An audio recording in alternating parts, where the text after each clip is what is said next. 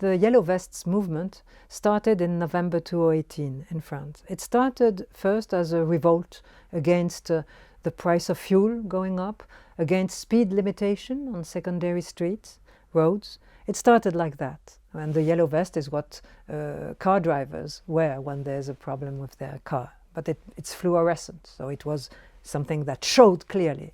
And they started occupying the roundabouts and discussing and contesting the policies of Emmanuel Macron. And suddenly the movement became a proliferating, huge movement, very heterogeneous. But from fuel price and speed limitation, it went to wages, salaries, social injustice, economic insecurity, and it turned into an anti-elite and anti-Macron movement, the main claim being out with Macron, the president, and asking for direct democracy against the elites, feeling not represented, asking for citizen initiative referenda.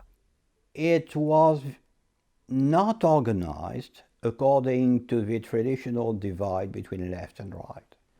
In those demos that I attended, I saw many people with no political affiliation and many people who did not even vote. What they wanted to say is, we're not happy because we cannot make ends meet at the end of the month.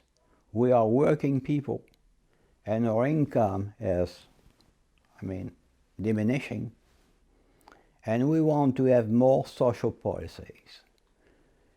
But very soon, as tens of thousands of citizens demonstrated every Saturday, the extremes, both the extreme left and the extreme right, said, wow, so many people on the street each and every Saturday, we should try to go to them, speak to them, and spread our propaganda.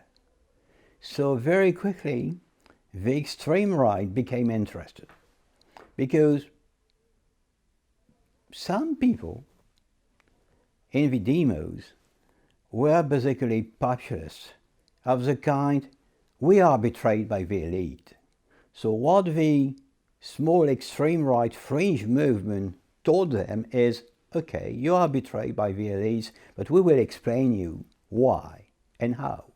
And they try to sell this kind of conspiracy theories about the Rothschild, because President Macron has worked, in fact, for, I think, 3 years for the Rothschild Bank.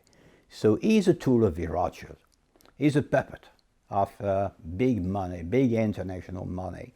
And this is the explanation for everything that goes wrong in your everyday life.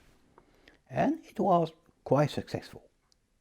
It was only a fringe segment of those demonstrating, but they made much noise and much harm.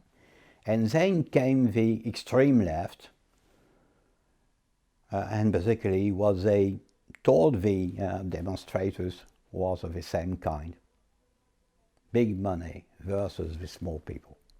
There were posters and cartoons showing Macron, like in the 30s, the cartoons of the 30s, the capitalist banker with the cigar and the top hat.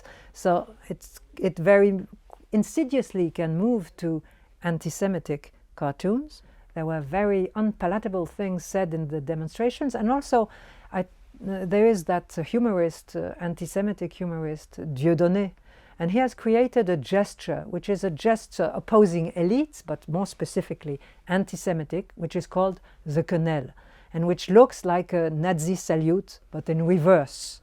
That gesture of the quenelle was done in some of their demonstration. That means that the yellow vests, they are such a large heterogeneous movement, you cannot say they are an anti-Semitic movement.